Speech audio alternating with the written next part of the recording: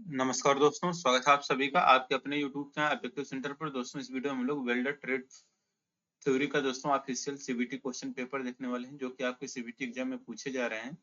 ठीक है, तो यहाँ पर देखिए दोस्तों, सबसे पहले यहाँ पर ट्रेड थ्योरी का प्रश्न आ चुका है। पहला प्रश्न करें, थर्मिट मिश्रण कैसे प्रज्वलित किया जाता है। ठीक है, तो जो थर्मिट मिश्रण होता है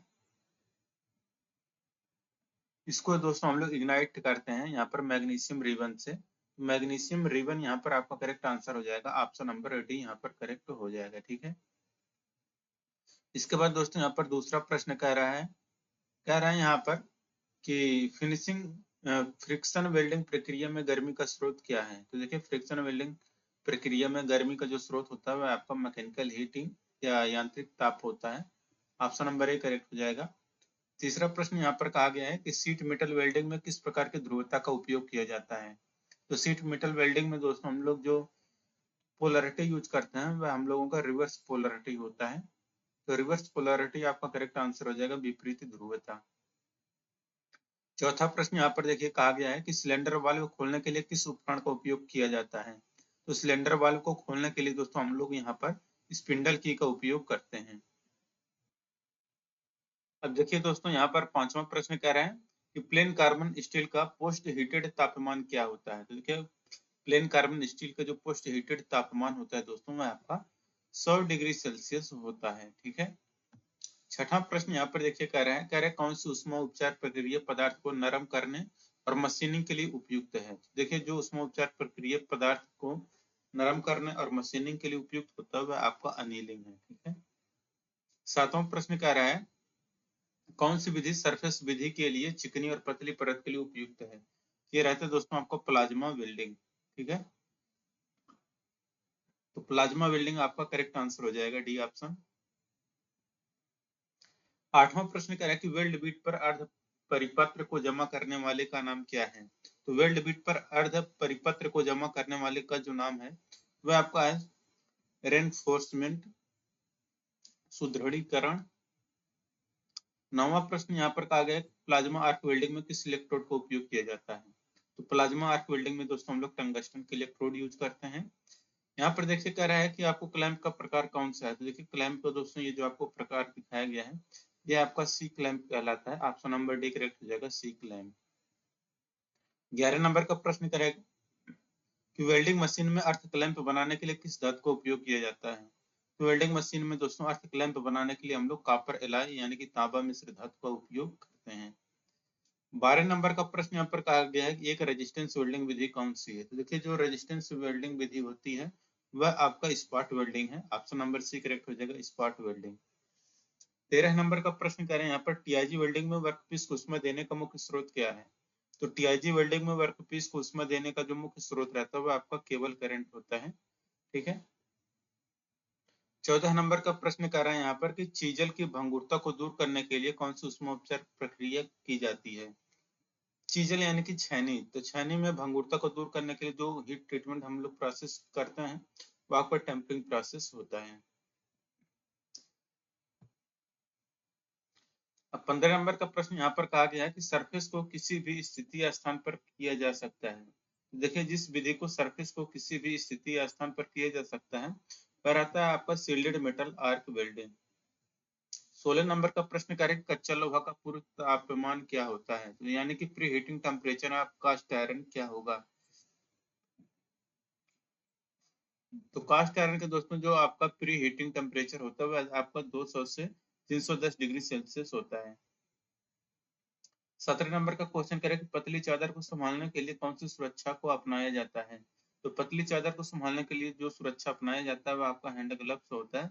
हाथ का दस्ताना यहाँ पर आपका करेक्ट आंसर हो जाएगा। ठीक है, तो यहाँ पर ये हो गया। अब इसके बाद दोस्तों यहाँ पर देखिए, 18 नंबर का प्रश्न कह रहा है कि काटने के बाद एक प्लेट से बर्र निकालने के लिए कौन सा ऑपरेशन किया जाता है। देखिए, काटने के बाद एक प्लेट से बर्र निकालने के लिए हम लोग फाइलिंग का यूज करते हैं। फाइल मतलब होता है आपका रेती। ठीक है, गैस वेल्डिंग में उपयोग किए जाने वाले माइल्ड स्टील फिल्टर रॉड पर तांबा कोटिंग का उद्देश्य क्या है। तो गैस वेल्डिंग में उपयोग किए जाने वाले माइल्ड स्टील फिल्टर रॉड पर तांबा जो कोटिंग किया जाता है वह आपका रस्ट प्रूफ होता है, जंग रोधक। आपका करेक्ट आंसर हो जाएगा। इसके बाद यहाँ पर 20 नंबर का प्रश्न कह रहा है कि आर्क वेल्डिंग में किस प्रकार के ट्रांसफार्मर का उपयोग किया जाता है। तो आर्क वेल्डिंग में दोस्तों हम लोग स्टेप डाउन ट्रांसफार्मर का यूज करते हैं। 21 नंबर का प्रश्न कह रहा है कि रूट गैप का उद्देश्य क्या है। तो देखिए रूट गैप का उद्देश्य होता है यहाँ पर इंक्रीज द पेनिट्रेशन बढ़ाने के लिए। 22 नंबर का प्रश्न यहाँ पर कह रहा है कि वेल्डिंग प्रक्रिया में रूट गैप किस चरण में निर्धारित किया जाता है। वेल्डिंग प्रक्रिया में रूट गैप जिस चरण में निर्धारित किया जाता है वह आपका रहता है वेल्डिंग चरण से पहले, बिफोर वेल्डिंग स्टेज आपका करेक्ट आंसर हो जाएगा। 23 नंबर का प्रश्न करें कि नंगे तार इलेक्ट्रोड में किस प्रकार की ध्रुवता का उपयोग किया जाता है। तो नंगे तार में जिस प्रकार की इलेक्ट्रोड ध्रुवता का उपयोग किया जाता है वह आपका स्ट्रेट पोलरिटी यानी कि सीधी ध्रुवता होती है। 24 नंबर का प्रश्न करें GTAW का फुल फॉर्म क्या होता है। तो GTAW का फुल फॉर्म होता है गैस टंगस्टन आर्क वेल्डिंग। अब 25 नंबर का प्रश्न कह रहा है कि नॉन डिस्ट्रक्टिव टेस्ट कितने प्रकार के होते हैं। तो नॉन डिस्ट्रक्टिव टेस्ट जो होते हैं यह दोस्तों आपके 3 प्रकार के होते हैं, ठीक। और यहाँ पर 26 नंबर का प्रश्न कह रहा है कि आपको चित्र में जो फिलेट वेल्ड में एक्स के रूप में चिन्हित किया गया है ये क्या है। यहाँ पर दोस्तों ये जो एक्स पार्ट दिखाया गया है ये आपको कहलाता है डायरेक्शन ऑफ ट्रेवल, ट्रेवल की दिशा। 27 नंबर का प्रश्न यहाँ पर कहा गया कौन सी फाइल की चौड़ाई उसकी लंबाई के समानांतर होती है। तो जिस फाइल की चौड़ाई उसकी लंबाई के समानांतर होता है वह आपका हैंड फाइल होता है। 20 नंबर का यहाँ पर 28 नंबर का प्रश्न कह रहा है कि एक्स से चिन्हित भाग का नाम बताना है। यहाँ पर ये जो है आपका फ्रेम लेंथ ऑफ एडजस्टमेंट है, फ्रेम लंबाई समायोजन है। यहाँ पर 29 नंबर क्वेश्चन है कि गैस सिलेंडर खोलने के लिए किस प्रकार के हैंड टूल का यूज करते हैं। तो देखिए गैस सिलेंडर खोलने के लिए जो हैंड टूल यूज करते हैं वो हमारा स्पिंडल की होता है। 30 नंबर का क्वेश्चन कर कि वेल्डेड बीट पर लावा हटाने के लिए किस उपकरण का उपयोग किया जाता है। तो दोस्तों वेल्डेड बीट पर से स्लैग को हटाने के लिए दोस्तों हम लोग चिपिंग हैमर का उपयोग करते हैं। तो यहाँ पर चिपिंग हैमर हो जाएगा। 31 नंबर का प्रश्न कह रहा है कि 0.8 mm के साथ हेक्साब्लेड का ग्रेड क्या है। 0.8 mm के साथ हेक्साब्लेड जो होता है ये आपका फाइन ब्लेड होता है। 32 नंबर क्वेश्चन है कि ए प्रतीक दिखाने वाले वेल्ड ज्वाइंट का नाम क्या है। तो यहाँ पर ए वाले ये जो आपको सिंबल दिखाया गया आपका स्क्वायर बट वेल्ड है, ठीक है। 33 नंबर का प्रश्न कह रहा है कि गैस लेजर टाइप वेल्डिंग में आमतौर पर किस गैस का उपयोग किया जाता है। तो गैस लेजर टाइप वेल्डिंग में आमतौर पर दोस्तों हम लोग जो गैस यूज करते हैं कार्बन डाइऑक्साइड होता है, ठीक है। 34 नंबर का प्रश्न यहाँ पर कहा गया है कि एक्स से चिन्हित नाम बताना है जो मशीन में दिखाया गया है। यहाँ पर जो एक्स पार्ट आपको दिखाया गया है ये आपका पिवट पॉइंट कहलाता है। यहाँ पर पिवट पॉइंट आपका करेक्ट आंसर हो जाएगा। 35 नंबर का प्रश्न कह रहा है कि ओवरहेड क्रेन फ्रेम की जांच करते समय किस प्रकार के सुरक्षा उपकरण पहने जाते हैं। तो ओवरहेड क्रेन फ्रेम की जांच करते समय जिस प्रकार के सुरक्षा उपकरण पहने जाते हैं वह आपका हेलमेट होता है। ऑप्शन नंबर यहाँ पर सी करेक्ट हो जाएगा, हेलमेट। 36 नंबर का प्रश्न करें WPS का विस्तारित रूप क्या है। तो WPS का फुल फॉर्म होता है वेल्डिंग प्रोसीड्यूर स्पेसिफिकेशन। 37 नंबर का प्रश्न कह रहा है कि गैस वेल्डिंग में सिलेंडर को गैस रेगुलेटर से जोड़ने के लिए क्या प्रक्रिया अपनाई जाती है।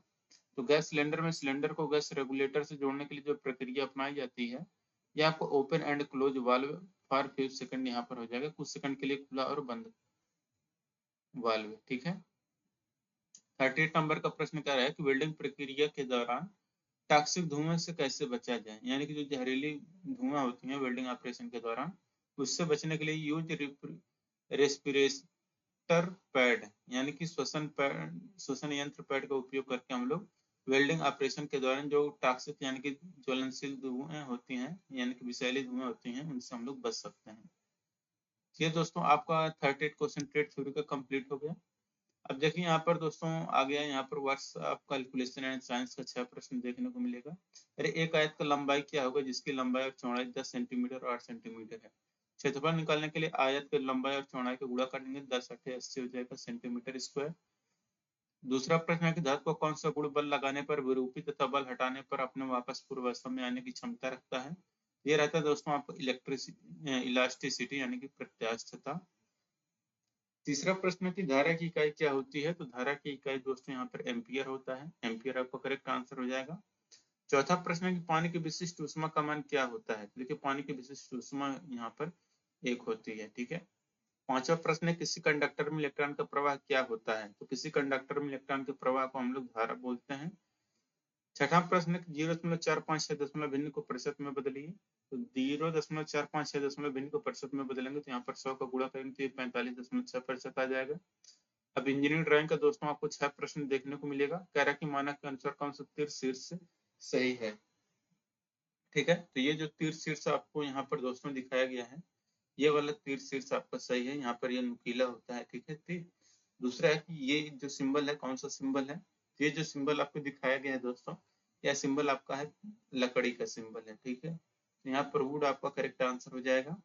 तीसरा प्रश्न है कि A4 शीट का ट्रिम किया हुआ आकार क्या है। तो A4 शीट का ट्रिम किया हुआ जो आकार होता है वो 210 × 297 होता है। ठीक है, अब देखिए यहाँ पर चौथा प्रश्न यहाँ पर कहा गया है, यहाँ पर जो है लाइन बी किसको बता रहा है। तो ये जो लाइन बी है दोस्तों, यहाँ पर डायमेंशन लाइन कहलाता है। ऑप्शन नंबर यहाँ पर सी करेक्ट हो जाएगा, डायमेंशन लाइन। पांचवा प्रश्न कह रहा है कि ये जो आपको दिखाया गया है ये इंस्ट्रूमेंट कौन सा है। तो ये जो इंस्ट्रूमेंट दिखाया गया है ये आपका दोस्तों है चांदा, यानी कि प्रोटेक्टर, इसको हम लोग बोलते हैं इंग्लिश में। ठीक है, छठा प्रश्न यहाँ पर देखिए कहा गया यहाँ पर identify the name of the prism. ये जो प्रिज्म आपको दिखाया गया है यह आपको दोस्तों है हेक्सागोनल प्रिज्म, क्योंकि यहाँ पर देखेंगे तो 1 2 3 4 5 और 6 सिरे हैं इसके, तो आपका हेक्सागोनल प्रिज्म हो जाएगा। एम्प्लॉयबिलिटी स्किल का दोस्तों यहाँ पर आपको 25 प्रश्न देखने को मिलेगा। इसमें पहला प्रश्न कर कौन सा आर्टिकल नहीं है। तो ए एन और दी आर्टिकल होते हैं, इन क्या है आपका प्रीपोजिशन। ठीक है, दूसरा प्रश्न कह रहा है कि व्हेन शब्द किसको बताता है। तो व्हेन शब्द दोस्तों आपका टाइम यानी कि समय को बताता है। 1 बाइट बराबर होता है, तो 1 बाइट बराबर दोस्तों 8 बिट के होता है। चौथा प्रश्न है कार्यबल की सुरक्षा के लिए किसके द्वारा कई श्रम और औद्योगिक कानून स्थापित किए गए हैं। तो ये दोस्तों किए जाते हैं गवर्नमेंट यानी कि सरकार के द्वारा। पांचवा प्रश्न है कौन से एक ऑनलाइन भुगतान आवेदन नहीं है। तो देखिए जो ऑनलाइन भुगतान आवेदन नहीं है वह है आपका दोस्तों इंस्टाग्राम। ठीक है, इंस्टाग्राम आपका एक सोशल मीडिया है। बाकी बैंकिंग एप्लीकेशन गूगल पे, भीम पे, ये सब से आप अपना ऑनलाइन पेमेंट कर सकते हैं। इस टाइप का उपयोग चार्ट, ग्राफ, इमेज और पेज नंबर को वर्ड फाइल में डालने के लिए किया जाता है। तो वो रहता है दोस्तों आपका इंसर्ट टैग। सातवां प्रश्न है कि ग्लोबल वार्मिंग के लिए मुख्य ग्रीन हाउस गैस कौन सी है। वो है दोस्तों आपका कार्बन डाइऑक्साइड। ठीक है, आठवां प्रश्न कह रहा है कि विदेशी बाजारों तक पहुंच प्राप्त करने और संगठनों के हित को जल्दी बढ़ावा देने के लिए किस दृष्टिकोण का उपयोग किया जाता है। तो वो रहता है आपका दोस्तों ज्वाइंट वेंचर, संयुक्त उद्यम। नौवां प्रश्न है एक आदमी प्रेरित खतरों में से कौन सा है। तो वो है दोस्तों आपका भूस्खलन यानी कि लैंड स्लाइड। 10 नंबर का प्रश्न कह रहा है कि पोमोडोरो तकनीक एक ऐसी प्रणाली है जो लोगों को उनके पास मौजूद समय के साथ काम करने के लिए प्रोत्साहित करती है। तो पोमोडोरो तकनीक किसके लिए प्रयोग की जाती है। यह किया जाता है दोस्तों आपका कि समय का प्रबंधन और एक कार्य पर अधिक समय तक ध्यान केंद्रित करने के लिए। ठीक है, 11 नंबर का प्रश्न यहाँ पर देखिए कहा गया है, कह रहे सोशल नेटवर्किंग साइट का नुकसान कौन सा है। तो सोशल नेटवर्किंग साइट का नुकसान होता है कि मेक एडिक्टिव, इसकी बुरी आदत लग जाती है। 12 नंबर का प्रश्न है कि साइबर अपराध कौन सा है। तो ऑनलाइन गैम्बलिंग यानी कि जुआ खेलना आपका साइबर अपराध है। SWOT का फुल फॉर्म पूछा गया है, तो strength, weakness, opportunity, threat. Option number D correct हो जाएगा। 14 नंबर का प्रश्न कह रहा है कि प्रश्न पूछते समय कौन सा प्रश्न पूछना सबसे अच्छा है। तो प्रश्न पूछते समय जो प्रश्न पूछना सबसे अच्छा है वो रहता है ओपन एंड क्लोज एंडेड। ठीक है, 15 नंबर का प्रश्न करें काइजिन संगठनों को सफल होने में मदद करने के लिए समग्र प्रक्रिया में सुधार लाता है। ये रहता है दोस्तों पर निरंतर और छोटा। ऑप्शन नंबर सी करेक्ट हो जाएगा। छठा प्रश्न है कौन सा विस्मयादि बोधक वाक्य है। तो विस्मयादि बोधक वाक्य जो है ये आपका जिसमें ये वाला विस्मयादि बोधक चिन्ह मिल जाएगा, ये इस तरीके से वो आपका होता है। ठीक है, तो ये ऐसा आपको दिख रहा है यहाँ पर आपको, तो ऑप्शन नंबर ए करेक्ट हो जाएगा। 17 नंबर क्वेश्चन करेक्ट कम्युनिकेशन जिनमें शब्दों के उपयोग के बिना सूचना का आदान प्रदान शामिल है वह दोस्तों आपका नॉन वर्बल कम्युनिकेशन कहलाता है। 18 नंबर क्वेश्चन है कि फैक्ट्री एक्ट के तहत साप्ताहिक रूप से काम करने वाले कर्मचारियों से अधिक नहीं होने चाहिए। ये दोस्तों रहता है आपका 48 आवर, 48 घंटे। आपका यहाँ पर करेक्ट आंसर हो जाएगा। 19 नंबर का प्रश्न कह रहा है कि साक्षात्कार काल प्राप्त करने के बाद अगला कदम क्या है। तो देखिए साक्षात्कार काल प्राप्त करने के बाद जो अगला कदम होता है वो रहता है साक्षात्कार में जाएं, अपीयर एट इंटरव्यू। आपका करेक्ट आंसर हो जाएगा। 20 नंबर का प्रश्न कह रहा है कि आनंद प्राप्त करने के लिए केवल गाने सुनना किसके अंतर्गत आता है। तो आनंद प्राप्त करने के लिए केवल गाने सुनना है, यह आपका अप्रिसिएटिव लिसनिंग या प्रशंसात्मक लिसनिंग के अंतर्गत आता है। 21 नंबर का प्रश्न कह रहा है कि वह एक व्यक्ति वह है जो किसी व्यक्ति या संगठन के लिए काम करता है और उस काम के लिए भुगतान करता है, तो आपका वेज एम्प्लॉयड या नियोजित मजदूरी कहलाता है। 22 नंबर का प्रश्न है कि विंडोज में बनाए गए फोल्डर का डिफॉल्ट नाम क्या होता है? ये रहता है आपका न्यू फोल्डर। 23 नंबर का क्वेश्चन है कंप्यूटर का मस्तिष्क है। तो देखिए कंप्यूटर का मस्तिष्क होता है सेंट्रल प्रोसेसिंग यूनिट यानी कि सीपीयू। 24 नंबर का क्वेश्चन कह रहे हैं कौन सा सकारात्मक दृष्टिकोण का परिणाम नहीं है। तो देखिए सकारात्मक दृष्टिकोण का जो परिणाम नहीं है वह है आपका दोस्तों बोर्डम यानी कि उदासी। 24 नंबर का प्रश्न कह रहे हैं कौन सा सकारात्मक दृष्टिकोण का परिणाम नहीं है। तो सकारात्मक दृष्टिकोण का जो परिणाम नहीं है वो है आपका बोर्डम यानी कि उदासी। 25 नंबर क्वेश्चन है WOT में देखिए एस फॉर स्ट्रेंथ, वी फॉर वीकनेस, यहाँ पर O for opportunity, T for threat होता है।